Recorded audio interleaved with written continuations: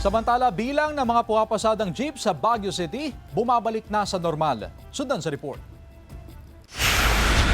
Bumalik ang sigla sa mga tsuper ng jeep sa lungsod ng Baguio matapos ang magkasunod na linggong oil price rollback na sinabayan ng pagpapatupad ng service contracting program ng pamahalaan.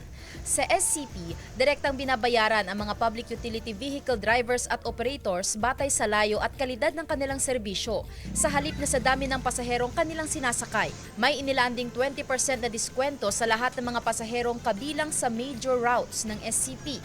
Iba pa ito sa kasalukuyang diskwento ng mga senior citizen, PWD at estudyante. Tugon ito sa pangangailangan ng mas maayos at tuloy-tuloy na pampublikong transportasyon. Sa Baguio City, parehong kabilang sa programa ang mga modernized at traditional jeep. Parang unfair, bakit yung modernized jeep lang ba ang naapektuhan ng crisis? So gumawa ako ng recommendation sa taas na it should be lahat mag-participate. Layon din ng programa na matiyak ang sapat na kita ng mga tsuper. Yung kooperatiba na yon ang mag-a-assign mismo kung sino magpa-participate for this week. Then next week, tig-apat na naman. So, nagiging equitable yung pagbigay ng oportunidad para makapag-participate sa SCP. Sa Pangasinan, tanging mga modernized jeep pa lang daw ang kasama sa programa ayon sa One Pangasinan Transport Federation. Sana raw, isama rin sa SCP ang mga tsuper ng traditional jeep.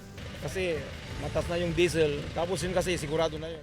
Mag-a-apply po ma'am, ako po madam para madagdagan yung kita kahit konti lang. This time talagang zero, wala kaming advice, walang feedback. Pare-parehas kami gumagamit ng crudo, ng diesel.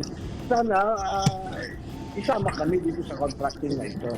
Wala pang tugon ng LTFRB Region 1 dito. Sandy Salvacio, One North, Central Luzon.